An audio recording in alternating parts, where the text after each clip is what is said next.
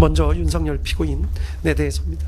범행을 직접 주도적으로 계획했고 다수의 많은 사람들을 범행에 관여시켰습니다. 다만 아주 치밀하게 계획을 세운 것으로 보이지는 않습니다.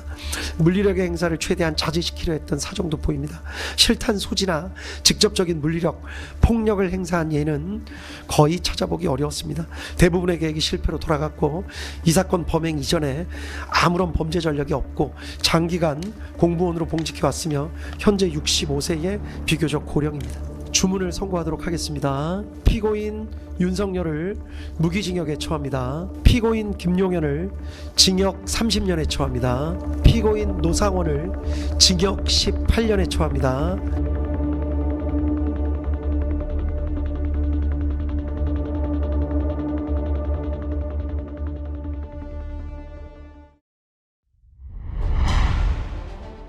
네, 열공 시청자 여러분 안녕하십니까. 열린공감TV 정철수 PD입니다.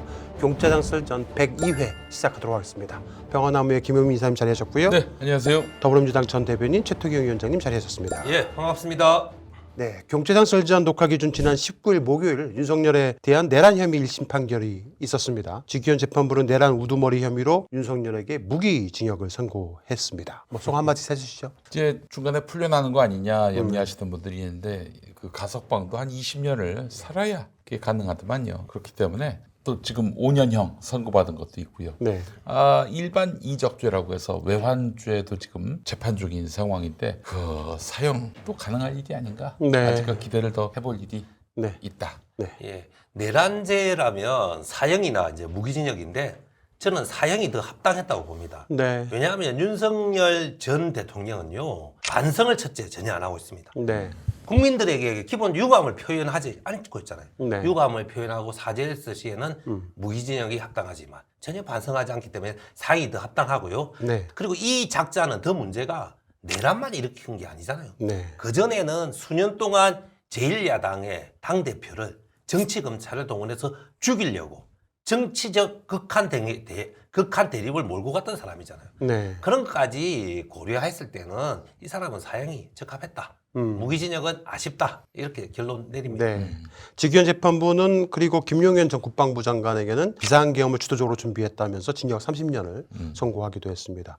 윤석열은 처음에 웃으면서 입장을 했다가 선고 순간에는 차마 직위원 재판부를 바라보지 않고 앞만을 멍청히 바라보고 있다가 고개를 몇 번 두리번거리기도 했다고 그 합니다. 사실 오늘 녹화일 기준으로 오늘 네. 네. 지난 목요일 윤석열이가 12시 50분에 도착했다고 합니다. 네. 3시에 선고인데 네. 예? 일찍 온 이유가 뭘까요? 그리고 사실 좀 불리한 판결이 나올 것 같으면 아예 안 나오는 수도 있거든요. 네. 그래서 이제 직위원이 판단하지 못하게 할 수도 있는 건데 일찍 나왔다는 것은 잔뜩 기대하고 왔다는 거예요. 기대했다고 네. 봐야죠. 네. 그래서 공소기각으로 가지 않겠는가 아주 열심히 추측을 했는데 뭐 네. 그걸 비웃듯이 무기징역형이 나왔습니다. 네. 멍청한 사람들 특징이요. 자기가 보고 싶은 것만 봅니다. 네, 그렇지. 멍청한 사람들이 또 막 선거 때에도 항상 보면 자기가 보고 싶은 것만 보다가 지거든요. 예, 그래서 나는 윤석열은 분명히 큰 기대했을 거라 보고요. 네. 아까 이 김용현 30년 판정은 저는 어느 정도 납득이 됩니다. 네. 그럼 윤석열 똘마니가 윤석열이 무기징역인데 그보다 약해야 될 거 아닙니까? 30년.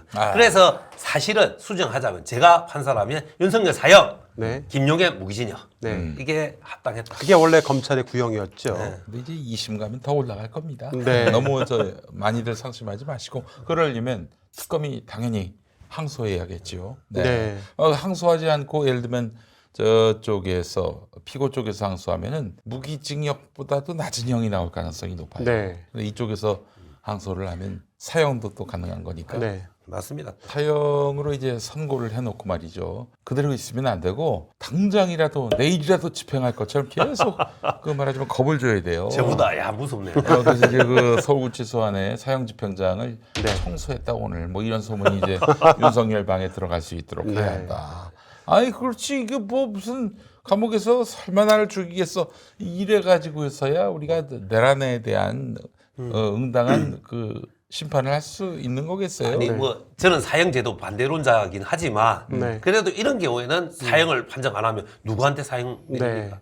직윤재판부가 판결문을 읽는 동안 내내 뭔가 좀 납득하지 못할 만한 내용도 일부 들어가 있었던 내용도 있어요. 네. 문제는 이제 김용군이라고 전 헌병 대장이죠. 네. 내란죄가 불성립된다고 보고 무죄를 선고했는데 이 김대령은 노상원 전 사령관과 함께 비상계엄 선포 이후에 선거관리위원회 부정선거 관련 의혹 관련해서 그 이른바 햄버거 사자 회동을 했던 당사자 중에 한 명이기도 하거든요. 그런데 그 가담한 혐의에 대해서 특별한 증거가 있지 않다라고 판단을 하면서 무죄를 선고한 겁니다. 또 하나가 윤승영이라고요. 국가수사본부의 수사기획조정관이었던 사람인데 방첩사의 체포조 지원 등을 한 행위 등으로 인해서 또 내란죄로 기소가 됐던 사람인데 이 사람도 증거가 부족하다는 이유로 무죄가 선고된 것. 이 두 부분이 좀 의아하다라는 얘기가 많이 돌고 있습니다. 그 밖에 조지호는 징역 20년 구형에서 징역 12년, 김봉식은 징역 15년 구형에서 징역 10년 등으로 감형이 되기도 했습니다. 제일 말이 안 되는 건 그거였죠. 살상자가 없었다. 네. 뭐 실제로 피해 입은 사람이 없다. 네. 아니 실패한 쿠데타니까 살상자가 없죠. 그 성공했으면 무수한 사람이 죽었을 겁니다. 또 게다가 국민들이 나와서 가로막았기 때문에 그들이 살상을 못했던 거지. 그렇죠. 이걸 무슨 뭐 윤석열이가 정말 놀라운 자제력으로 네. 쓸 권력을 쓰지 않았다 이런 식으로 보면 안 되죠. 네. 국민이 국회를 지키지 못했으면 14사람부터 구속 잡혀갔을 거 아닙니까? 네. 그럼 고문당하기 시작했을 거고 추가로 많은 사람 잡아서 살상했죠. 그 실패했기 때문에 못 건드린 걸, 못 죽인 걸 그렇게 감싸주는 그 지기현 판사를 보고 기가 찼습니다. 그래서 뭐 혹자들은 피고인 윤석열에게 야 싸울만 해. 이 지금까 잘해봐. 뭐 이런 뜻으로 해석될 수도 있지 않았겠느냐라는 얘기가 있기도 그것도 합니다. 웃겼어요. 경찰 2명 판정하면서 네. 뭐 초범이라고 또 이야기하더라고요. 예. 그 경찰 간부가 가면 초범이지 범죄를 저질렀으면 어떻게 경찰청장을 하고 있겠어. 그거 뭐 양형 기준에서는 다 하는 얘기니까요. 뭐 제보 그렇다고 하여튼 치고요. 항소심은 내란 재판부니까 거기서 공정한 판결이 나올 수 있도록 해야 할 텐데 네. 근데 민주당이 뭘 했는지 내란 재판부는 또 조희대가 택한 사람이 된단 말이죠. 네. 또 뭐 했어요? 아니 사실은 법사위 차원에서는 제대로 된 내란 재판부법을 만들었거든요. 근데 정청래 지도부에 가가지고 여기에 아주 그냥 생수 한 통을 붓듯 물을 희석시켰어요. 누구를 위한 이런 행동이었는지 뭐 헌법재판소 가서 위헌 심판을 안 받기 위해서 그랬다고 하는데 아니 그런 거 다 법사위에서 고민하고 제도적 빈틈은 없는지 다 살펴보고 올린 건데 네. 아니 그 본회의 들어가서 수정안이 올라왔어요. 네. 법사위와 무관하게. 그래서 그걸 가지고 우원식 국회의장도 잘못된 것이다라고 지적을 하기도 했는데 네. 민주당 미덥지가 않아요. 그리고 이번 형을 받은 사람 중에서 제일 또 이해 안 됐던 분이 국회 경비대장이에요. 네. 네. 사실은 이 사람은 제가 더 특별합니다. 왜냐하면 딴 사람들은 대통령의 명에 따라서 내란, 그러니까 불법적인 비상계엄에 합류했을 뿐이지만 네. 이 국회 경비단장은 목현태. 국회를 지키는 것이 자기 임무잖아요. 네. 자기 임무와 완전히 반대되는 일을 했거든요. 그렇기 때문에 더 제가 중하다고 볼 수도 있는데 국회의원 못 들어오게 했고요. 네. 3년형은 너무 예, 징역 약한 것 12년을 같아요. 구형 받았었는데 네. 징역 3년으로 선고를 받았죠. 그 국회 사무총장 김민기 사무총장이 막 대노하고 네. 내란 가담이 지금 자기 임무를 완전 배신한 거잖아요. 짐작되고 있는데 당신 책임질 수 있느냐 이런 네. 얘기했었잖아요. 네, 네. 예, 좀 약해요. 네. 예. 그리고 앞으로 제도적으로 국회 경비대는 경찰에서 지원받지 않고 국회에서 자체 운영할 수 있도록 해야 합니다. 네. 자, 저희 열린공감 TV가 지난 윤석열 정권 당시에 윤석열과 그의 부인 김건희가 대통령 후보 시절부터 캠프 내에 이른바 무속인, 역술인 등과 함께 캠프를 운영했고 천공 건진 외에도 노병한 씨 등 유명한 역술인과도 지속적 교류를 통해서 국정을 운영해 왔다는 의혹을 제기한 바 있습니다. 열린공감TV가 지난 2024년 11월 1일 날 단독 특종으로 보도했던 내가 윤석열 김건희 사주와 미래를 예측해줬다라는 보도를 했었는데 유명 관상가이자 역술인으로 알려진 한국미래예측연구소 소장인 노병한 씨가 윤석열이 검찰총장에서 막 그만두고 당시 국민의힘에 입당할 당시에 김종인 전 위원장과 함께 식사를 하며 찍은 사진을 공개하기도 했습니다. 역술인 노병한 씨는 김종인 씨와 수십 년 알고 지내는 사이였고 당시 전 국회 부의장 정가빈 씨의 그래요. 주선 정가빈이네. 울산 사람. 2021년 8월 여의도의 한 식당에서 윤석열과 오찬을 가졌다고 말하기도 했었는데요. 당시 보도 영상 잠깐 보도록 하시겠습니다. 저희 열린감TV는 지금 현재도 여전히 용산 대통령 내외에게 무속적 미래 예측을 해주고 있다는 한 역술인에 대한 첩보를 입수하고 탐사 취재에 나섰습니다. 그 사람의 이름은 바로 노병환이라는 사람입니다. 자신 스스로를 소개하기를 법명은 해란, 원령이라고 하며 아호는 거림, 통명으로 통하고 있다고 합니다. 현재 한국미래예측연구소 소장이기도 한 노병환 씨는 1991년에 당국대 도시계획 분야 행정학 박사 학위를 수여받아 박사로 불리고 있다고 자신의 프로필에 소개하고 있기도 합니다. 그는 현재 동작구 국사봉 아래에 있는 자택에서 노병환 박사 철학원으로 운영을 하고 있기도 합니다. 노병환 박사는 주역을 비롯 천문지리 인사 등 명리학 전반의 조예가 깊어 여의도에서도 제법 이름이 알려진 역술인으로 통하기도 합니다. 노병환 씨는 김종인 전 국민의힘 비대위원장과 수십 년간 잘 알고 지내는 사이로 알려져 있는데 정가빈 전 국회 부의장과도 막역한 사이로 정 전 국회 부의장의 주선으로 지난 2021년 8월 17일 여의도에 있는 한 식당에서 윤석열 대통령과 오찬을 가진 바 있습니다.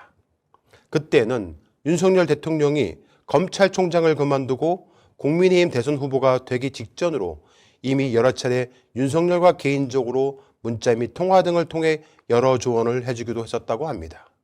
네, 당시에 저희 취재팀이 저 역술인 노병환 씨를 만나서 여러 이야기를 들었었는데 노 씨는 윤석열이 대통령에 당선되는 것과 윤석열 부부에 대한 미래를 예측해주고 있다고 저희 취재기자에게 자랑하듯이 말하기도 했었습니다. 자신의 컴퓨터에 윤석열 부부의 운세 관련 홀더와 파일을 잔뜩 보여주기도 했었는데 심지어 김건희가 V0라고 발언을 하기도 했었습니다. 아마 V0라는 발언이 저 사람 입에서 제일 처음 나온 게 아닌가 생각이 드는데요.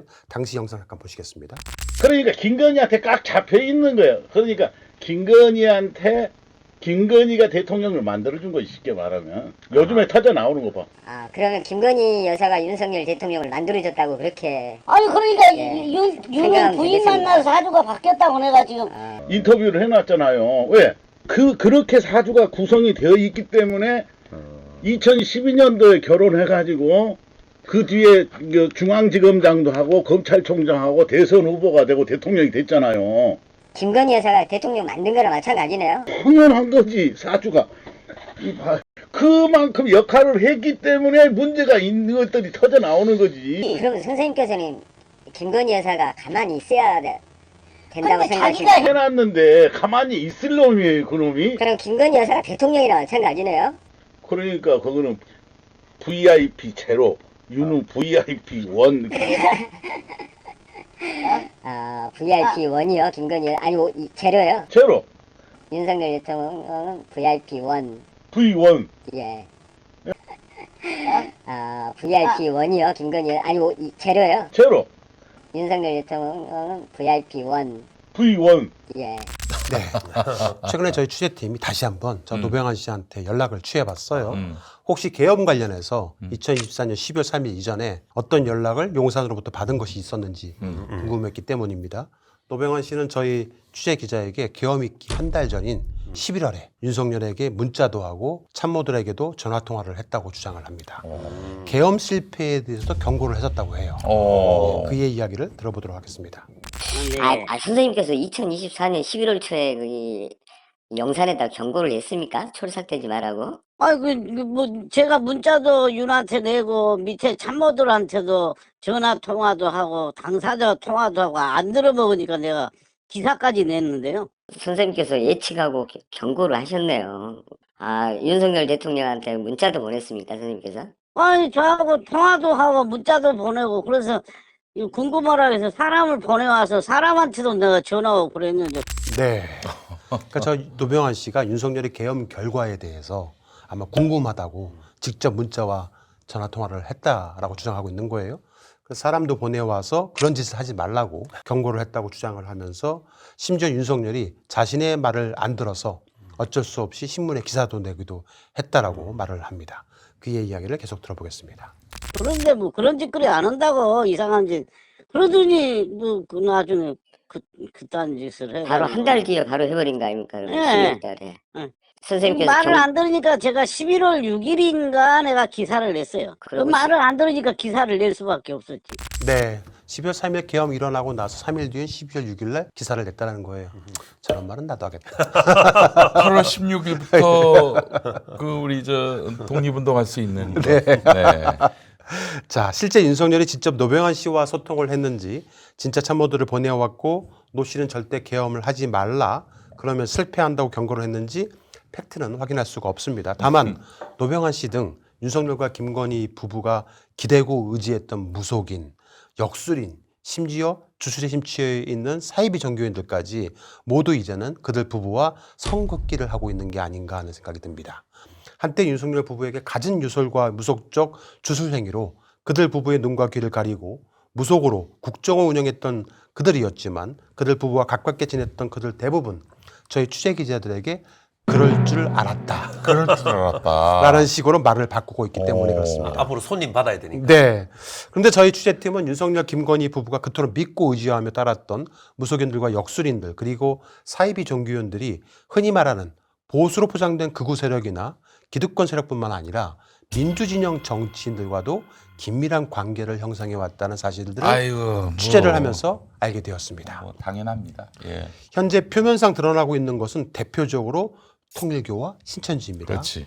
화면을 보시면 이단으로 규정해서 말씀드리는 이유가요. 이들을 정통 개신교 전문 방송국 CBS에서 지난 2016년에 발표했던 한국 주요 이단 계보도에 따르면은 보시는 바와 같이 문선명, 이만희는 모두 1917년에 이순화라는 이단으로부터 그렇지. 그 뿌리가 시작되었기 때문입니다. 한때 기독교 신자였던 이순화라는 사람은 1917년에 하나님의 계시를 받았다라면서 만주 봉천에서 정도교라는 것을 창립을 합니다. 교주 이순화는 스스로를 무국성불 아버지로부터 대업을 이어받은 대주님이고 주님이다라고 호칭을 하며 1924년에 신도 400여 명을 이끌고 계룡산에서 정착을 합니다. 기독교 신앙 체계에 정감록 등 비결 신앙을 전복시키기 위해서 계룡산에 정착을 했다는 겁니다. 예. 정감록도 나오죠. 네. 네, 바로 김건희가 그토록 믿었던 정감록의 참이설이라는 국가의 기륭화복을 풍수와 음양 오행설에 기반을 두고 자신과 남편 윤석열의 미래를 점친 것과 동일한 사상을 믿었던 겁니다. 정감록이라는 건 민간 비결 신앙은 훗날 통일교회도 밀접한 관계를 맺게 되는데 정감록의 예언적 요소를 통일교의 교리적 배경에 투영시켜서 통일교 교주 문선명을 정감록의 정도령으로 해석을 한 겁니다. 그래서 그가 정감록의 예언을 성취한 인물로 묘사를 하게 됩니다. 아이고. 그런데 이 논리가요. 신천지하고도 똑같습니다. 신천지는 새로운 시대의 메시아의 도래와 비밀스러운 구원의 장소라는 예언 사상을 모두 정감록에서 차용해서 유사한 구조를 만들어서 신도들에게 교육해 왔습니다. 신천지 또한 정감록의 정도령을 성씨 정씨가 아니고요. 나라 정씨가 아니고 참된 사람인 바를정을 정도령으로 해석을 해서 이만희 총회장이 그 예언된 진인 보혜사라고 주장을 하면서 이만희가 성경 계시록을 성취하여 새로운 세상, 즉 신천지를 연달하는 방식의 기독교적 변형으로 해석해서 이용을 해온 겁니다. 온갖 걸 다 섞었군요. 예. 아니 그러면 정감록이면 정만이어야 하는 거 아닙니까? 그렇지요. 네. 네. 우리나라의 사이비 종교가 1917년부터 지금까지 100년입니다. 무려. 100년이 지난 역사를 가지고 있고 그들 교주 모두는 스스로 메시아, 주님으로 불리기도 했습니다. 100년 동안 이들 사이비 이단들은 정치인들 함께 해왔다라고 말을 해도 과언이 아닐 것입니다. 이들은 교계를 확장시키기 위해서 정치인들의 야심을 이용했고 정치인들은 표를 위해서 그들과 손잡아 온 것입니다. 특히 통일교와 신천지는 굉장히 많은 신도수를 자랑하고 있는데 신천지 신도수만도 무려 30만 명에 이르고 통일교 신도수는 비공식 집계 67만 명에 이른다고 합니다. 선거가 되면 정치인들에게는 일사불란하게 한 진영 또는 한 정치인에게 이른바 몰빵을 가능하게 해주고 이들 통일교 신천지 신도들은 표를 무시할 수 없는 존재들이기 그렇지. 때문에 그렇습니다. 그래서 한번 묻겠습니다. 정치인들한테 종교인들의 표는 정말 거부할 수 없는 거 아니겠습니까? 아유, 아주 몰표기 때문에. 네. 예를 들어서 한 지역구에 네. 3,000표를 네. 몰표를 받는다 생각해 보세요. 그러니까.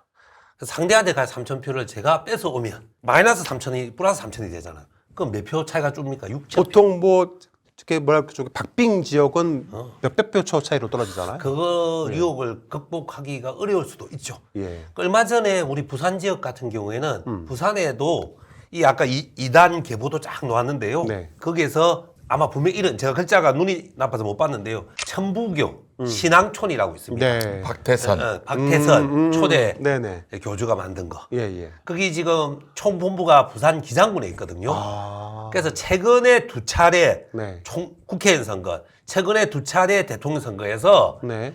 신앙촌 집성촌이 있어요. 자기들 신자들만 모여 사는. 예. 전국에 150개 교회가 있고 예. 모여 사는 사람들이 한 800명 돼요. 99%의 국민의힘 후보 몰빵표가 나왔습니다. 네. 그러니까 99% 나왔다는 것은 자연빵이라고 볼 수는 없잖아요. 예. 몰빵이지.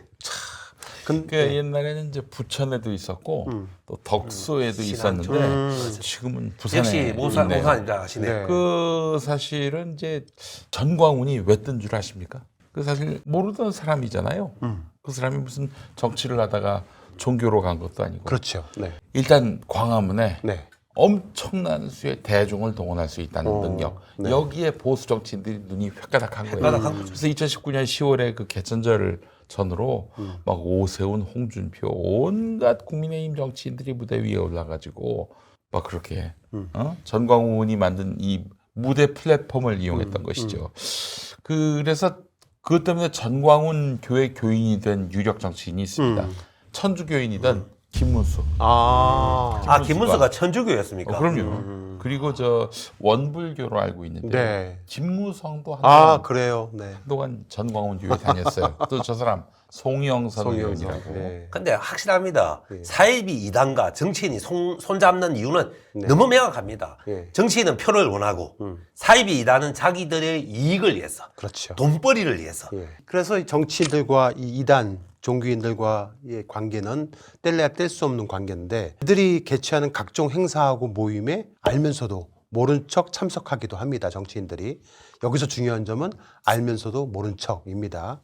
즉 이들 이단들과 정치인들 간의 유착에 여야가 따로 없고 국민의힘, 민주당이 따로 없다라는 점입니다. 통일교에 대한 특검 이야기가 나온 시점이요. 윤석열이 계엄에 실패한 후 김건희 특검 등에 대한 수사 범위에 대해서 건진법사로 불리는 저 전성배가 통일교 윤용호 전 본부장으로부터 김건희에게 수천만 원대의 목걸이를 전달했다는 의혹이 2025년 4월경에 제기되면서부터입니다. 그렇지. 김건희 특검은 수사를 하면서 통일교가 건진을 통해 캄보디아 사업에 청탁을 했다는 의혹도 밝혀내기도 했었는데요. 뿐만 아니라 건진의 법당을 압수수색하면서 일본 황실의 황조신인 아마테라스를 숭배하는 건진과 그의 스승인 해우가에 있는 일광 조계종과의 관계도 밝혀냈습니다.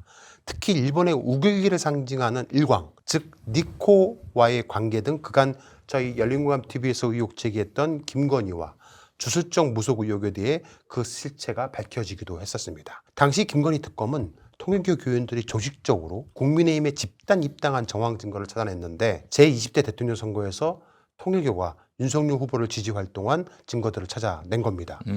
더 나아가서 김건희 특검은 문재인 정부 시절에 여야 정치인들의 금품 수수 정황 증거까지 찾아내기에 이르렀습니다.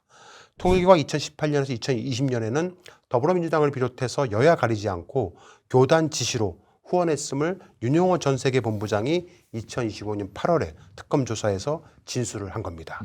통일교 내부 문건에도 적혀 있었던 것으로 드러났는데요. 뿐만 아니라 통일교는 통일교가 추진하는 한일 해저터널과 관련해서 오거돈 전 부산광역시장과 문재인 전 대통령과도 접촉한 것으로 알려졌습니다. 한일 해저터널 연구회 공동회장 이용흠 씨라는 사람은 자신의 고등학교 6년 후배인 문재인 전 대통령과 만나서 1시간에 걸쳐 한일 해저터널에 대해서 설명을 했고 그의 광복절 축사에 6개국 철도 연결 의제가 포함되게 하였다는 통일교 내부 문건을 발견하기도 한 겁니다.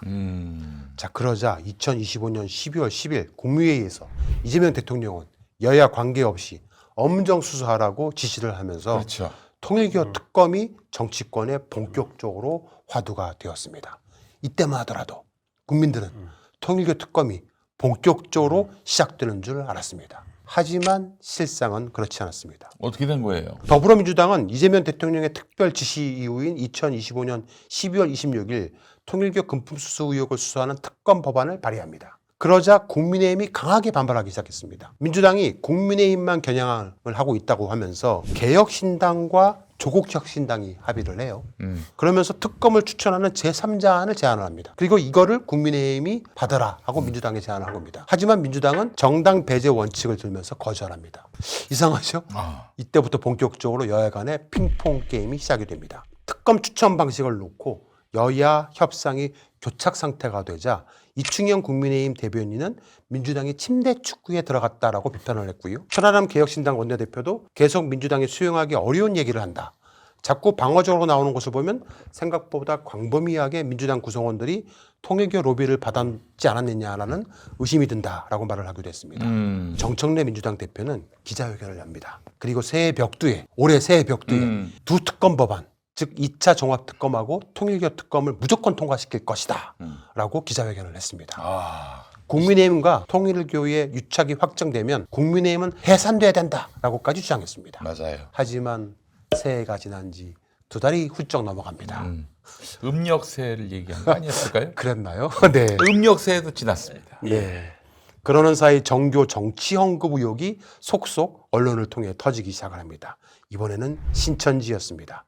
그러자 민주당은 이번에는 신천지 의혹을 통일교 특검과 함께 수사하자고 제안을 했는데 급기야 26년 1월에 민주당의 강선우 의원하고요. 김병기 원내대표 간의 이른바 공천헌금 수수 의혹이 터져버립니다. 네. 그러자 국민의힘은 기다렸다는 듯이 통일교와 공천헌금 의혹을 묶어서 쌍특검을 하자고 요구하고 나섭니다. 자, 민주당이 통일교와 신천지를 묶어서 하나의 정교 특검으로 하자고 하고 국민의힘은 통일교와 공천헌금을 묶어서 쌍특검을 하자고 들고 나온 겁니다. 그러면서 저 국민의힘 장도겸 대표가 단식에 돌입하게 들어갔어요. 됐습니다. 얼마 했죠? 6일 했죠, 6일. 일주일 했나요? 6일 했습니다, 6일. 다이어트 단식. 다이어트 단식. 아니 근데 이거는 사실은 좀 제가 민주당 소속이라서 그런 게 아니고 좀 말이 안 되죠. 강선우가 돈을 받아 먹었다 칩시다. 강선우 돈 받아 먹은 거하고 통일교하고는 전혀 관계 없는 일이잖아요. 그걸 왜 묶어요? 그럼 어찌됐든 따로 받던 따로 하지 않던 받으면 되잖아요. 또 민주당 입장에서는 왜 안 받아요? 아니 그러니까 이제 민주당 이거죠. 어떻게 된 거야 이게? 종교가 정치에 개입한 거. 네. 대표적인 통일교 신천지니까 이거 같이 종교 특검 하자는 거잖아요. 네. 이거 하고 그리고 강선우는 개별 한 개인의 사건이잖아요. 네. 뭐 특검까지 할 일인지는 모르겠지만 이거는 개별 사건으로 다루어야죠. 네. 그걸 뭐 특검을 하더라 별도로 해야 되는 거고 그거는 그걸 통일교하고 강선우는 별 관계는 없잖아요. 네. 그걸 묶을 이유는 없죠. 그러니까 한마디로 국민들은 도대체 하는 거야 안 하는 거야 하는 사이에 언론들은 신천지하고 국민의힘의 유착 관계가 이회창 한나라당 후보 시절부터 시작이 되었다는 의혹을 제기하기 시작을 예. 했습니다. 그리고 이명박을 거쳐서 윤석열에 이르기까지 광범위하게 정교 유착이 진행이 된 건데 그렇죠. 급기야 코로나19 당시에 신천지와 국민의힘 간의 유착이 본격화되면서 신도 수만 명이 국민의힘 당원으로 가입했다는 정황 증거가 속속 드러나기도 했습니다. 국민의힘은 신천지 특검을 거부하는 것 아니냐는 지적이 잇따르자 국민의힘은 피하는 게 아니다. 통일교 특검에 신천지 의혹을 포함시키지 말고 따로 특검을 실시하자는 거예요. 아이고. 그러면 아이고. 따로 받으면 되잖아요, 민주당에서. 네. 왜 안 받아요? 근데 민주당이 뭐라고 하냐면 이거를 따로 나눌 필요가 뭐가 있느냐. 어차피 정교 유착인데 그렇게 얘기하고 있는 거예요. 그런데 합쳐서 하자. 근데 통일교 특검하고 근데 아마 이 워딩의 차일 거예요. 국민의힘은 통일교 특검 강선우 쌍특검 하고 예. 신천지는 별도로 하자 예. 이 말일 거예요. 맞아요, 예. 아 그게 말이 안 되잖아요. 그게 말이 안 되는데 그러면 민주당 입장에서는 강선우 건 빼고 신천지 따로 하고 민주당 따로 하고 그렇게 하자 하면 되는데 빼고 하는 순간 또 공격할 겁니다. 그렇죠. 굳이 강선우 이거를 또 감싸준다고. 합쳐서 하자고 하고 있으니 국민의힘은 또 그걸 안 받겠다고 있는 거고. 아니 어떻게든 진도 나가면 되는데 지금 그러니까요. 아무것도 안 하고 아무것도 있어요. 안 하고 있는 그럼 우리가 거죠. 중재안을 냅시다. 신천지 특검, 예. 통교 특검, 예. 각각 가면 특검 하자. 그러니까요. 좀 사실은 예. 합치는 게 더 원활하거든. 수사 그렇죠. 유사성도 있고. 예. 하지만 정 그러면 예. 통교 특검, 신천지 특검 각각 하면 되지. 그렇죠. 되는 거 아닌가? 그렇게 제안하면 되는데 또 그렇게 하자고 민주당에서 얘기를 하면 되는데 그 얘기는 또 안 해. 안 해. 근데 솔직히 말하면 그렇게 제안하길 저는 바라지만 네. 그렇게 하면 국민의힘을 강선을 왜 빼놓어 넣자 할 겁니다. 물론. 자, 이렇게 핑퐁을 하는 사이에 이재명 대통령이 다시 한번 신년 기자회견을 하면서 특검을 안 하고 싶은 속마음 여야 정치인들이 수사 지연으로 이어지게 두지 않겠다라고 말을 합니다. 그러면서 신천지 통일교 특검을 둘러싼 정치권의 지연 작전을 날카롭게 비판합니다. 영상 보시겠습니다. 지금도 마찬가지 같아요. 하자고 말은 하는데 이런저런 꼬투리를 붙여가지고 협상 자체를 계속 지연시키는 거예요. 이거 합의되면 다음엔 또 아마 제가 보기에는 같이 하자 이랬다가 통일교만 하자 그랬다가 좀 말이 안 되는 것 같으니까 신천지도 하자. 근데 따로 하자. 뭐 왜 따로 해야 되는지 잘 모르겠어요. 그 합의 안 된다고 했잖아요. 왜냐하면 속으로는 안 하고 싶은데 겉으로만 그렇게 말하는 거 아닐까라는 생각이 들어서 아마 안 될 거다. 그렇다고 이걸 특검을 날치기 할 수도 없잖아요. 속된 말로. 일방처리할 수도 없지 않습니까? 그래서 제가 보기엔 안 될 것 같으니까 그런 특검 될 때까지 일단 수사해라 라고 제가 지시를 한 거죠. 그래서 이건 반드시 뿌리를 뽑아야 돼요. 조직적으로 종교적 신념을 정치적 도구로 활용하는 것은 허용되지 않는다. 그렇게 하면 제재가 엄정하다는 걸 반드시 이번 기회에 보여줘야 합니다. 그전에는 최선을 다해서 신속하게 엄정하게 수사한다. 너 나 가릴 것 없이 지위고와 가릴 것 없이 네, 그렇게 하겠습니다. 자, 이 여당의 이 민주당의 오락가락한 행보하고 추천 방식을 둘러싼 소모전 논쟁이 결국 수사 방해로 이어질 것을 간파하고 이재명 대통령으로서 내놓은 전격적인 해법을 담았는데 수사 안 하게 하는 게 목표라면은 국회가 특검 추천 방식으로 밤을 새우며 싸우는 동안에 수사가 멈춰 있는 것을 막기 위해서 즉각적으로 검경 합동수사본부를 출범시키라는 거였습니다. 특검에 앞서서. 예. 그렇게 해서 여야가 서로 핑퐁하며 시간 지연을 하고 있는 사이에 정교 유착 의혹을 수사할 수 있는 합동수사본부가 지난 1월 6일 날 꾸려진 겁니다. 네. 그리고 지난 1월 30일 날 신천지에 대한 첫 번째 강제 수사가 진행이 됐습니다. 합수본은 정답법 위반 혐의를 적용해서 경기도 과천 소재의 신천지 총회본부 이만희 별장이 있는 가평 평화의 궁전 등에 대한 압수수색을 진행했습니다. 저희 열린광TV 취재팀이 당시 가평 이만희 별장을 장기간 취재하고 있었는데 뻗치기. 갑자기 압수물을 들고 나오는 수사관들을 마주쳤습니다. 가까이서 촬영을 했었는데 한번 보시겠습니다.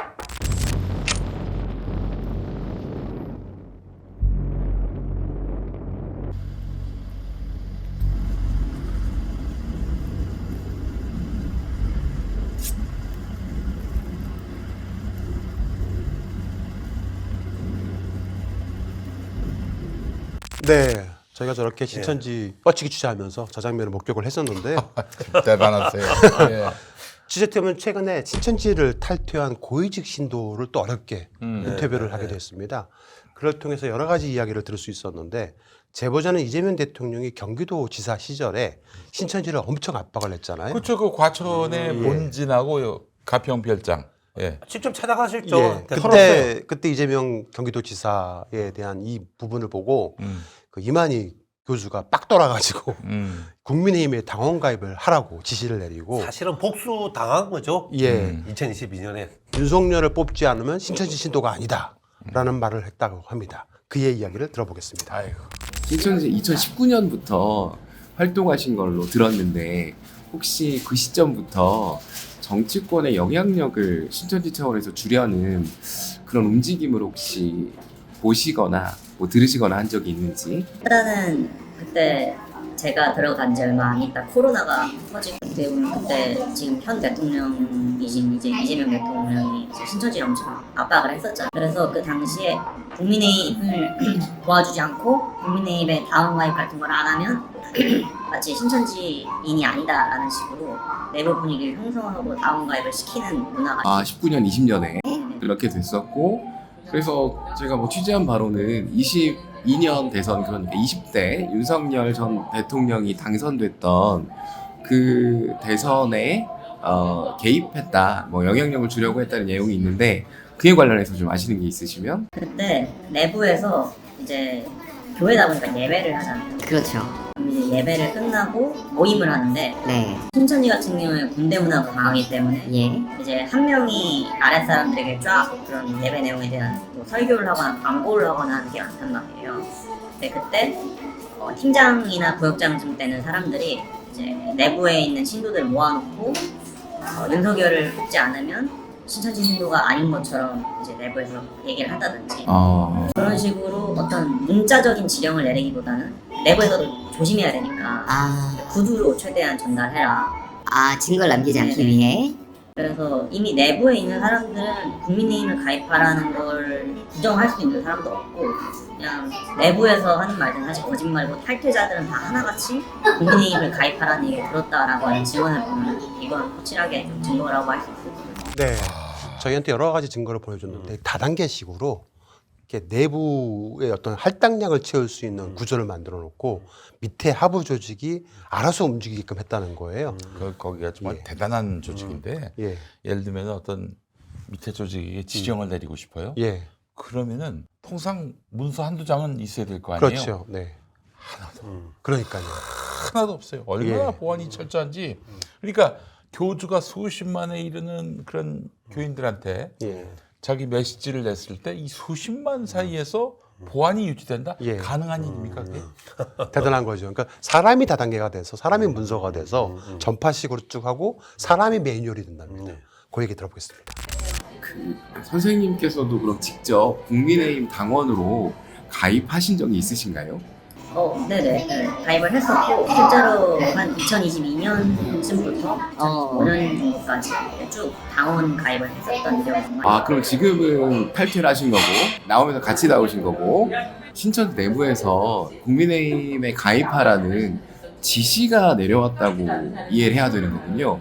네, 그 위에서는 아예 그 목표수를 하다를 해가지고 목표수대로 목표수를 안 채우면 어떤 뭐 압박을 준다든지 하는 방식으로 운영을 했었고 그래서 내부에 있는 목표수를 채우기 위해 아랫사람들이 알아서 좀 움직이게끔 분위기를 만들고 심지어는 그 목표수에 따른 뭐 가입 방법에 대한 매뉴얼을 직접 내려가지고 매뉴얼대로 하면 뭐 나중에 아랫사람들이 인증을 한다든지 하는 방식으로 해가지고 할당량을 다 채웠었던 기록이 실제로 남아있어요. 국민의힘 가입하는 가입 방법을 내가 매뉴얼이 있고 그러면 할당량이 나오면 아래 조직에서 그 할당량을 채우기 위해 뭐 스스로도 노력을 하고 뭐 이런 일들이 벌어졌단 말씀이시군요. 그럼 그 내부에서도 당연히 국민의힘을 지지해야 되는 것으로 신천지 내부에서는 다 인식을 하고 있고 그 인식이 계속해서 지금도 유지되고 있다고 봐야겠군요. 그 내부에서는. 사실 코로나 때 현 대통령께서 이제 신천지를 많이 괴롭혔다 보니까 이제 그 이후부터는 사실 국민의힘을 지지 안 하면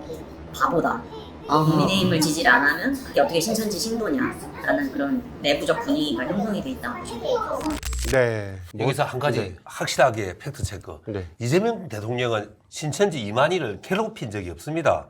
코로나 팬데믹 때 네. 치료 주사 맞으라고 그렇죠. 네. 지가 안 맞겠다고 설치고 예. 버티니까 예. 그 주사 맞게 해주려고 찾아간 겁니다. 그걸 괴롭혔다고 보는 거죠. 그거 복수를 23만 표로 한 거죠, 저것들이. 참 끔찍합니다. 근데 95년인가 네. 그때 CBS에 출연했던 신천지 관계자들 얘기로는 언론사에 신천지가 많이 들어갔다. 네. 유력 언론사에. 예. 근데 그때가 이제 언론사에 들어가게 한 때로부터 5년이 지났는데 그게 95년이라니까요. 그 언론사에 들어갔다는 건 기자로. 진짜로. 아. 그로부터 지금 한 20년 지났어요. 다 간부들이 했겠는데. 다 간부되고 데스크되고 아니 뭐 아예 CEO가 된 경우도 있을 거예요. 그러겠네요. 네. 그 지속적으로 이재명 대통령을 악마화하고 민주당의 선거 패배를 도모하는 세력들이 그럼 레거시 언론이 이재명 대표를 비판적 논조로 공격했던 것이 그것도 관계돼 있을 수 그럼요. 있다는 수 거죠. 있다는 거죠. 충분히 추정 네. 가능하죠. 진짜. 네. 얼마든지 수사를 해서 밝혀낼 수 있는 사안들이라고 보는데요. 저 또 제보자가 말을 하기를 신천지 내부에서 실제 댓글 부대가 조직되고 운영되기도 했었다고 합니다. 각종 정부 부서들 있지 않습니까? 정부 통신부라든가 이런 곳들 혹은 언론사 게시판 이런 곳에도 활동을 했다고 하는데요. 그 얘기도 잠깐 들어보도록 하겠습니다. 제가 기사를 쓰면서도 그 뭐 기사 댓글 같은 걸 보게 되잖아요. 그런데 어떤 댓글의 양상들을 보면 이건 정상적인 개인들의 여론이 아니라 어떤 조직이 뒷받침된 조직 차원에서 이루어지는 댓글 달기다, 뭐 이런 활동이다라고 보이는 게 많았는데, 이제 그 어떤 주체로, 그런 일을 하는 주체로 신천지가 많이 의심이 되어 왔거든요. 실제로 내부에 계시면서 그런 어떤 댓글을 다는 움직임이라든지 그런 것을 보신 적이 있으신지. 사실 신천지 신문사가 천지일보라는 신문사가 있어요. 예, 알고 있습니다. 이제 그 천지일보 내부에서는 아예 신도들한테 이제 좋은 댓글, 뭐 좋아요를 누르라든지 이런 여론 조작이 비일비재한 상황이었었고요. 그리고 그 외에 사실 이제 신도들도 믿음이 정도가 있을 거 아니에요. 그래서 믿음이 좋은 사람들은 뭐 이런 여론 조작에 있어서 좀 더 힘을 가할 수 있게 좀 하라고 지시를 내리지만 내부에 있는 그런 믿음이 약한 사람들한테까지 그렇게 안 하는 정도. 근데 그 중에서도 아예 부서가 하나가 있는데 이제 실제로 신천지 내부에 정보통신부라고 해가지고 인터넷 부대가 있어요. 그래서 신천지에 좀 해가 될 것 같은 어떤 정보가 있으면 그걸 다 신고를 매겨 삭제를 하게 만든다든지, 아니면 어떤 신천지에 도움이 될 것 같은 뉴스가 있으면 그 뉴스에 가가지고 댓글이나 좋아요를 엄청 남긴다든지 하는 활동을 하는 부대가 따로 있거든요. 그래서 어떤 내부에 공개적으로 어떤 정치적인 지지를 하라라는 발언까지는 안 했을지라도 그런 중성부나 이런 부서에 있어서 신천지에 도움이 될 것 같은 여론이다, 신천지에 좀 해가 될 것 같은 여론이다 이런 걸 갈라가지고 그런 정치적인 부분에 있어서 좀 조장을 했었던 걸로 제 기억에 남아있습니다. 또 국민의힘 소속의 특정 후보에 대한 뭐 SNS 활동 지원이라든지 이제 그런 활동들도 이루어졌다고 봐야겠군요. 사실 종교가 가장 무서운 게 이미 내부에서는 가스라이팅이 너무 잘 돼 있고, 그리고 뭔가 위에서 막 대놓고 시키지 않아도 아래에서 알아서 듣는 그런 게 사실 종교 사기의 가장 악질적인 부분인 거거든요. 그래서 이미 위에서 대놓고 그렇게 안 하더라도 내부에서 좀 신천지에 도움이 될 것 같은 거는 한 단체, 정당의 단체 대표다 이러면 무조건적으로 지지를 하는 경향이 있기 때문에 사실 그런 윤석열 전 대통령에 대한 부분도 무시를 할 수는 없다라고 저는 말씀을 드릴 수 있을 것 같습니다. 네. 제보자는 정말 많은 얘기를 해줬는데 소위 민주진보 진영의 각종 커뮤니티 게시판 있지 않습니까? 거기서도 신천지 신도들이 조직적으로 활동을 하고 있기도 하다고 합니다. 딴지 뭐 네. 그리고 예. 클리앙, 예. 일사 이런 데서 그렇죠. 야, 그 참 저게 바로 네. 정통으로 선거법을 위반한 것입니다. 종교단체나 교육기관에서 저렇게 직을 이용해 가지고 선거운동을 펼치는 거 선거법에서 엄하게 금하고 있습니다. 그러게요. 그런데 지금 생각해 보니까 신천지가 천지일보를 만들지 않았습니까? 맞습니다. 언론의 영향력을 이용해서 자기 교단을 지키기 위해서 네. 만든 거잖아요. 네. 그럼 방금 우리 김용민 목사님 말씀하셨듯이 다른 언론사에도 분명히 침투시켰을 가능성이 그럼요. 상당하겠네요. 그렇죠. 네. 왜냐하면 한 사람 기자 될 때까지 한 1, 2억 정도 투자하면 그렇지. 네. 그 사람을 통해서 그 사람은 보답하게 되어 있잖아요. 네. 그렇죠. 근데 표는 티는 안 내겠죠. 신문 안 밝히고. 네. 야, 신천지 무서운 집단입니다. 근데 이런 신천지 집단 뭐 언론에 침투하고 뭐 온갖 군데 다 침투했겠죠. 그럼에도 불구하고 네. 이재명 후보가 그 모든 난관을 뚫고 대통령이 됐다는 것, 이것도 정말 놀라운 일이에요. 네. 예. 자, 이 제보자는 이만희 총회장하고 관계자들이 구속이 되자 어마어마한 법무 후원금을 모금하는 일이 벌어지기도 했었다고 합니다. 그 얘기도 들어보시겠습니다. 그 코로나 당시에 이만희 총회장이 여러 소송에 휘말렸잖아요. 그래서 당시에 그 내부 신도들한테 소송비를 모금했다라는 얘기가 있는데 관련해서 좀 말씀 주시면 좋겠습니다. 그때 사실 그 교회다 보니까 예배를 드리는데 예배가 끝난 후에 아예 대놓고 광고를 했어요. 그래서 이제 내부에서 이미 이만희 총회장은 신격화가 거의 돼 있는 정도거든요. 네.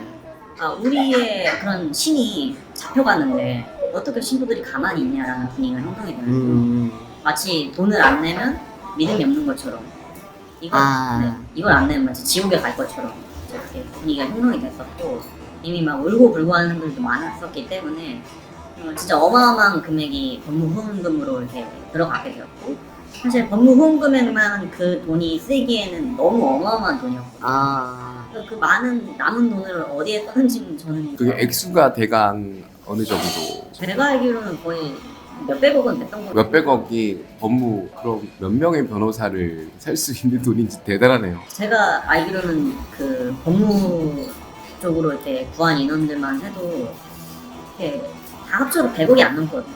근데 이제 그 나머지 남은 돈을 어디다 썼는지 아직 모르는 상황이고 그거를 이제 지금 조사를 받고 있는 고 전 총무가 이제 알고 있는 상황이고, 그래서 그런 부분들이 엄청나게 크게 문제가 되었었다고 보시면 돼요. 이재명 그 당시 경기도지사 현 대통령 때문에 이만희 총회장이 부당한 피해를 받았고 그래서 송사까지 휘말리게 됐고 그래서 이만희 총회장은 핍박을 받고 있으니까 당연히 도와야 되는 존재고 신천지 내에서의 이만희 총회장의 위상을 볼 때 돕지 않는 것 그러니까 소송비를 내지 않으면 거의 뭐 신성모독 같은 그런 분위기가 형성이 돼서 그런 엄청난 규모의 소송비가 모아졌다고 보면 되겠군요. 사실 사이비 피해의 가장 큰 문제점이 뭐냐면 이제 예를 들어서 신천지인이 잘못을 저지르면 법의 처벌을 받는 건 이상한 게 아니잖아요.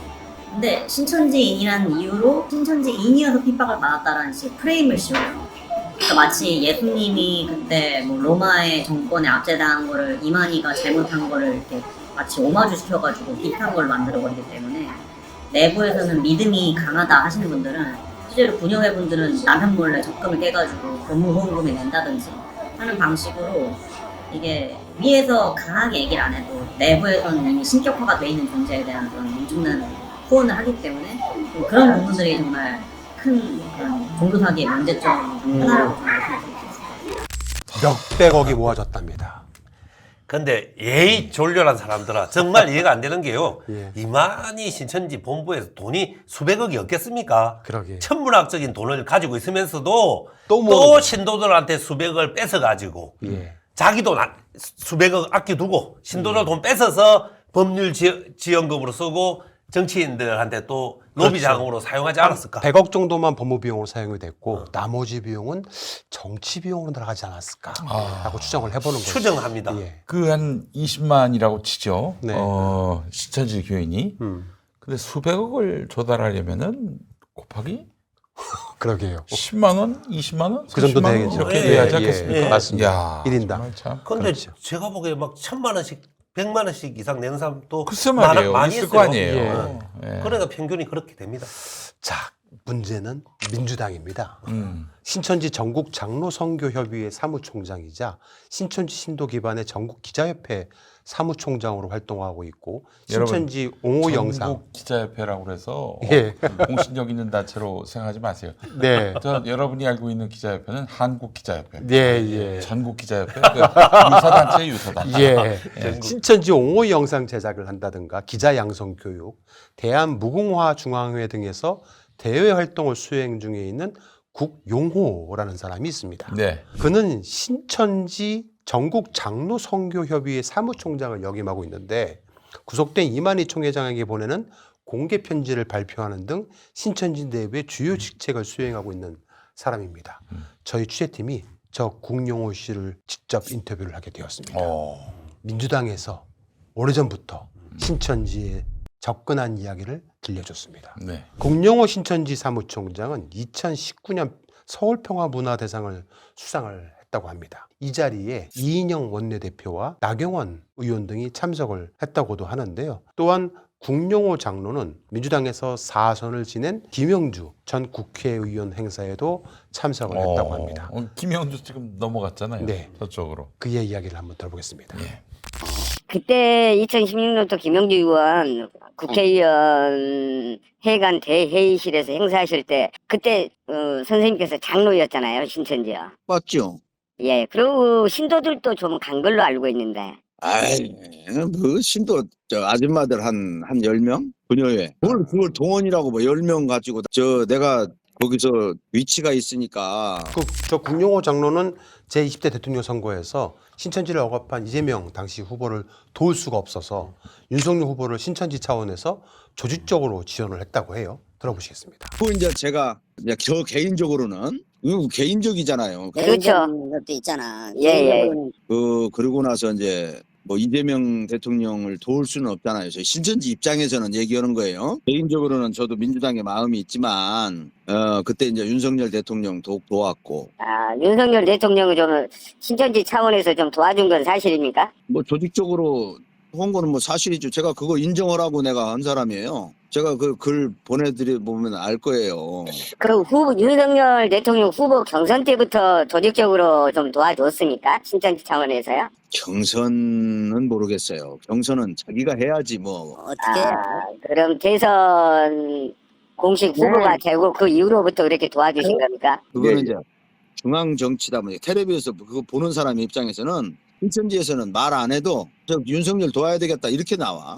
네. 저번 얘기를 들어보니까 정치인들이 스스로 찾아와서 도와달라고 하는 경우도 그럼요. 있다라는 거예요. 여기 아까 나왔던 김영주 국회의원은 2024년 총선 때 국민의힘으로 갔죠. 갔지요. 그렇지. 그분 말씀하는 예, 거죠. 맞습니다. 예. 예. 그러니까 이게 문제가 있어요. 찾아와서 부탁을 하면 또 그거를 안 들어줄 수가 없는 상황이 된대요. 정치인이 왔기 때문에. 그런데 균형 있게 오해 받으면 안 되니까 그렇죠. 잠깐 예. 설명하면 이런 건 있습니다. 기독교 신자가 아닌 사람들은요. 기독교가 워낙 뭐 예수교 장류에 기독교 장류에 파가 많잖아요. 일반인은 잘 모르거든요. 예. 그래서 사실 신천지도 신천지 이렇게 외치지 않고 다른 이름으로 포장을 하잖아요. 예. 그래서 잘 모르는 경우도 있긴 있습니다. 예. 솔직히 말해서. 신천지 예수교회라고 해요. 그렇게 하면 눈치채야지. 그 정도 하니까. 예수교회라고 하면 뭐 맞아요. 예수교라고 하니까. 아, 예수교 이것만 보고. 예. 그래서 이제 신천지나 이단인지 모르고 접근하는 경우도 간혹 있을 수는 있다. 네. 예, 저희가 너무 극단적으로 이야기하면 안 예, 됩니다. 예. 문제는 뭐냐면 찾아와서 부탁을 하면 들어줘야 되는데 예. 신천지 교인 수가 한정되어 있잖아요. 예. 그러니까 이들을 민주당에도 가입을 시키고 국민의힘에도 가입을 시키고 이른바 이중당적이 되는 거죠. 그런 경우도 많다고 합니다.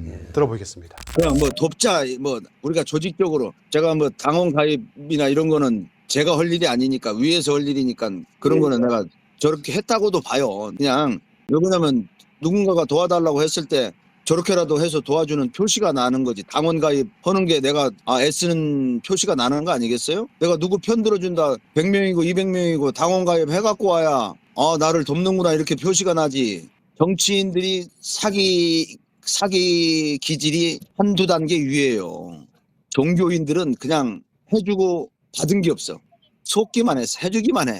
네. 그러면서 또 뒤에서 받아 먹는 게 있지 또. 아이고 그렇지요. 인간들아. 네. 그렇죠. 예. 그 세상에 공짜가 어딨어? 우리 평화나무가 계속해서 지속적으로 이 사단, 이단들이 네. 계속해서 이 정치에 개입하는 거에 대해서 고발을 쭉 해오고 있거든요. 2단만이 아닙니다. 1단도 합니다. 이단도 합니다. 예. 그 정광훈하고 그 소년보가 계속 입만 열면 예. 평화나무가 거기 점오 아닙니까? 점오? 거기는 점오 아닙니까? 글쎄요. 1.5? 그런 거 보면 우리 김종인 목사님은 참 중요한 거 두 그러게요. 가지를 같이 하고 있어요. 예. 정치개혁 쪽, 정치권 양아치 공격, 예. 이단 사이비 목사 공격. 그래서 제가 누군가 뒤에 와가지고 찌르면 도대체 누가 찔렀는지. 누가 찔렀는지 이게 파악이 안 되는 거야. 그러게요. 짐작도 안 되는 거고. 예.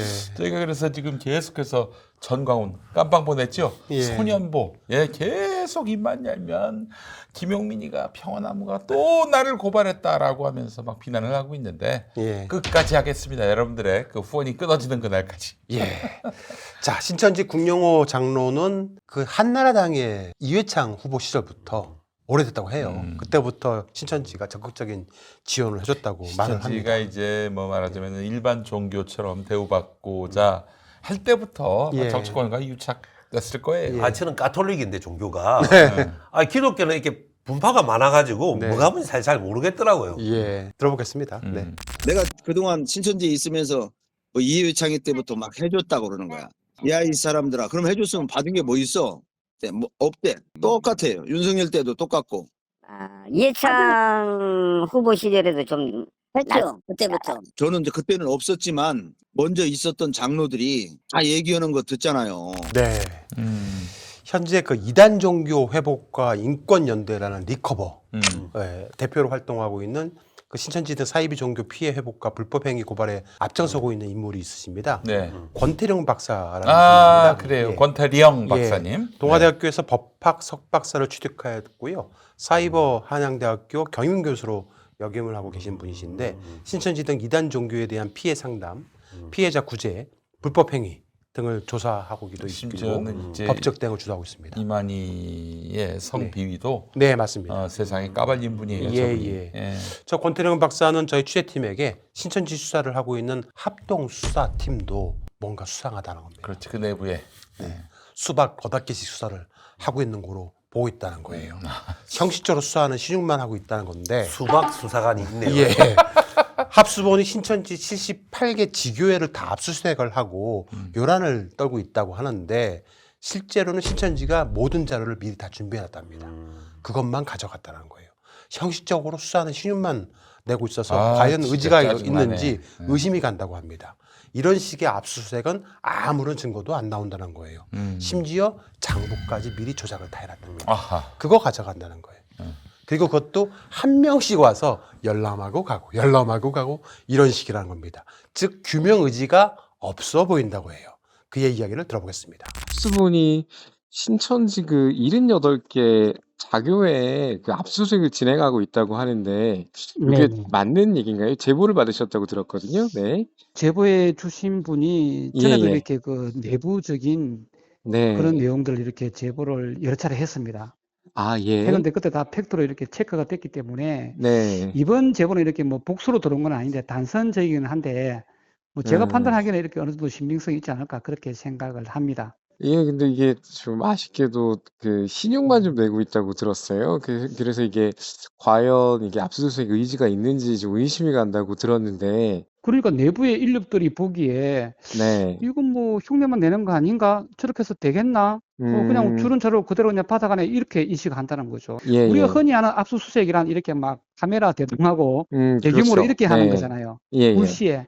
근데 그게 아니라 예. 이거는 순차적으로 한 명씩 나간대요. 나가가지고 그냥 선생가 미리 대비한 자료, 조작한 자료를 이렇게 뭐 원하는 건 다 주긴 하는데 특히 회계장부 같은 거 이미 다 손을 본 걸 요청하면은 여기 있습니다. 내가 드리면은 내가 주면은 막 그것만 받아가는.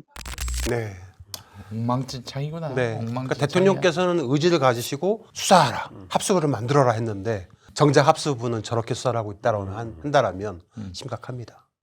진짜 사실이라면 네. 심각하네요. 국수본이 예, 저렇게 현재 저지경이 된 거죠. 하고 있는 겁니다. 아니 그러면은 우리 지금 윤호중 행정안전부 장관님 이게 어떻게 된 겁니까? 이게 제대로 좀 대통령이 파악을 지금 하셔야 지시하셨는데 됩니다. 이게 제대로 예. 이행되도록 해야죠. 그렇죠.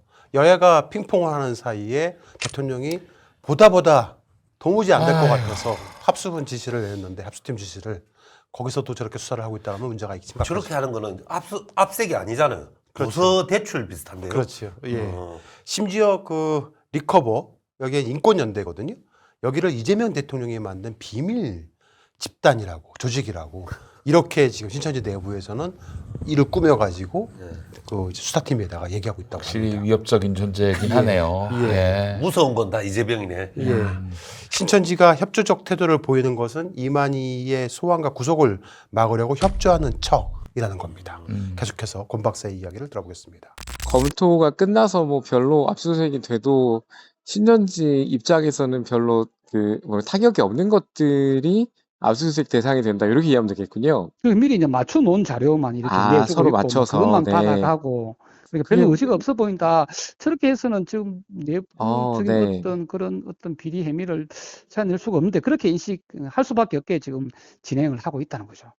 그리고 저도 몇 번 뵙긴 했지만 그 리커버에 대해서도 좀 많이 오해가 되고 있다고 신천지 내부에서 그렇게 들었는데 거기에 대해서도 좀 말씀 주시죠. 아니 우리 리커버는 순수한 그냥 시민단체이고 네. 그냥 이렇게 특히 그 이단 종교들이 그냥 어떤 종교라는 미명하에 사실은 종교가 아닌 네. 어떤 사기 다단계적인 성격을 띈다. 그렇게 판단해가지고 너무나 답답하니까 대통령실에 문서를 보내는 거죠. 그래서 제가 이제 5차례 문서를 보냈거든요. 그러면 또 뭐 대통령실이 우리가 뭐 어떻게 보면 타당한 이야기를 하기 때문에 또 반응을 하고 뭐. 그런데 이제 신천지가 볼 때는 아니 저렇게 리커버가 문서를 보낼 때마다 반응을 해주고 저거는 아예 처음부터 그냥 이재명 대통령이 그냥 그 어떤 비밀 조직으로 만든 거다. 네, 그렇게 네. 자기들이 그 내부적으로 인식을 하고 있다고 저도 참 놀랍습니다.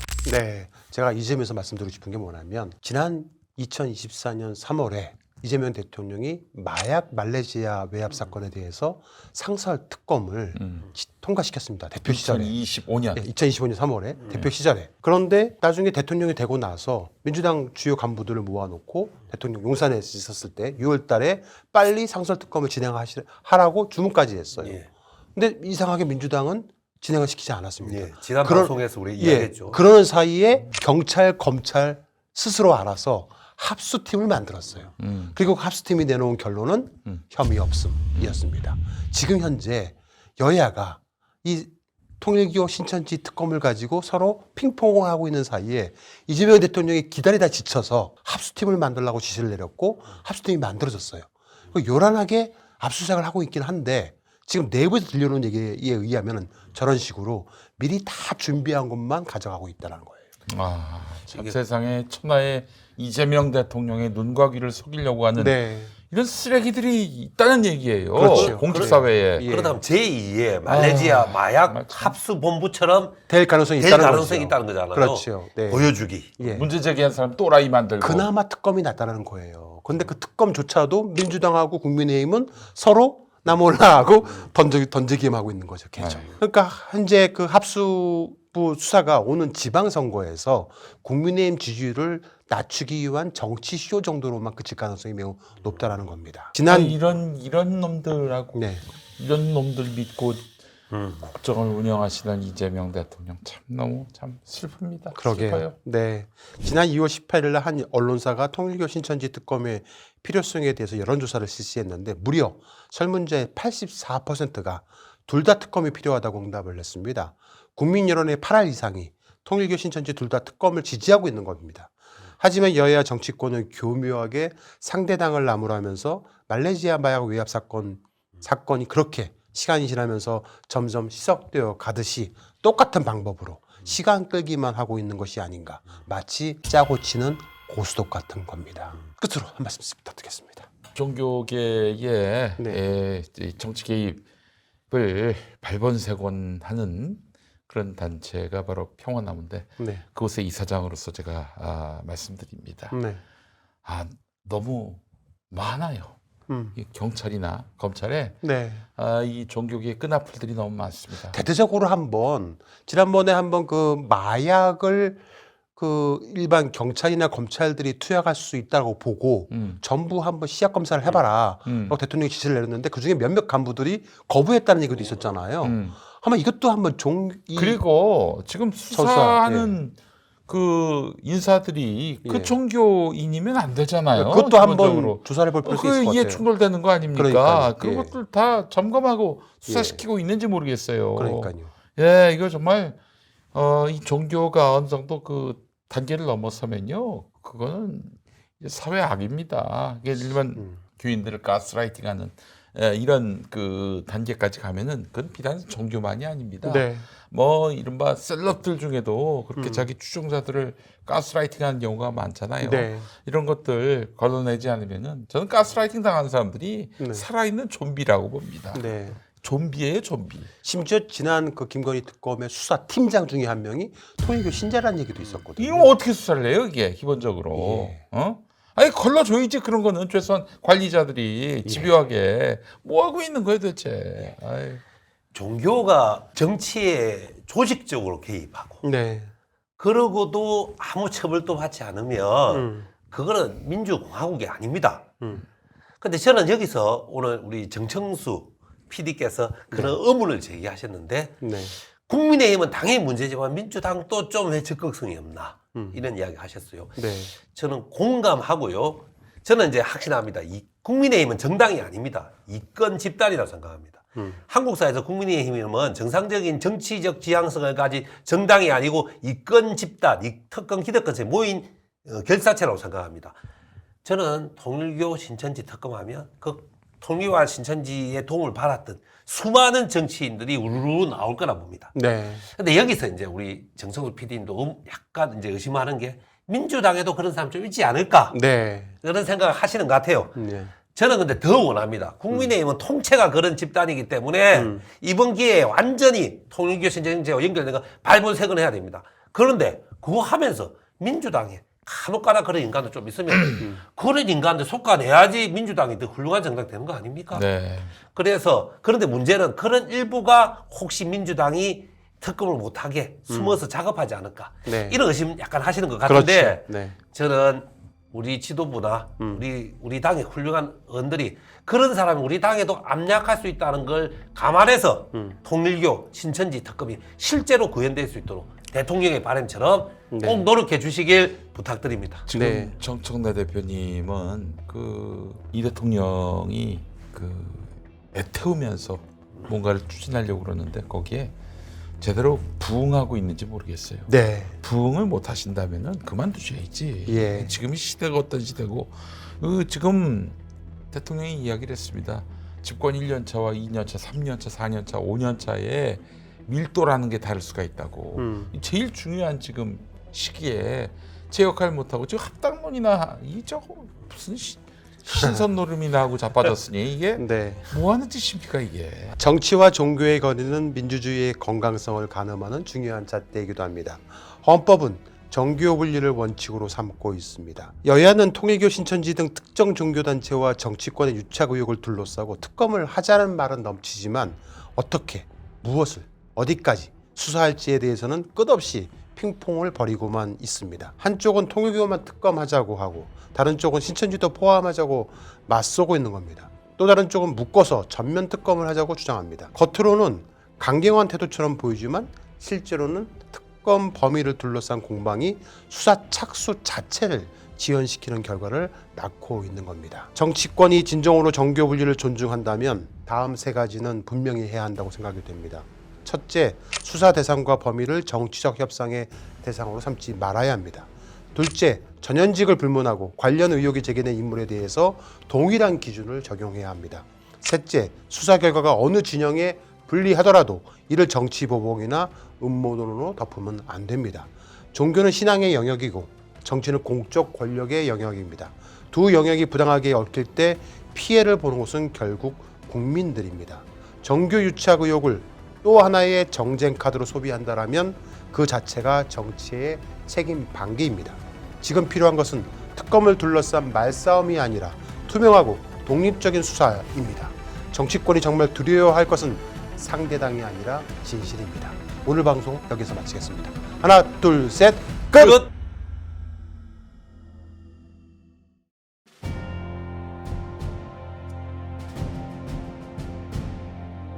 언론의 사명은 반드시 물어야 할 질문을 던지는 것에서 출발합니다. 열린공감TV와 탐사전을 오는 정치 권력, 자본 권력 등 그들의 이권과 카르텔을 감시하기 위해 반드시 의혹에 대해 질문하고 진실을 알리겠습니다. 열린공감TV와 탐사전을 오는 시청자 여러분의 후원으로 운영됩니다. ARS 전화 1877-0809를 누르신 후 안내 멘트에 따라 정기 후원에 가입하여 주시길 부탁드립니다. 또는 우리은행 1005-704-387412, 국민은행 787201-04-247879의 후원 계좌를 통해 일시 후원 및 정기 후원도 가능합니다. 그리고 안내에 따라 해피나눔의 필수 항목이라고 붉은 글씨로 되어 있는 것 등에 기입하여 원하는 금액을 입력한 후 서명하여 신청하기 버튼을 클릭해 주시기 바랍니다.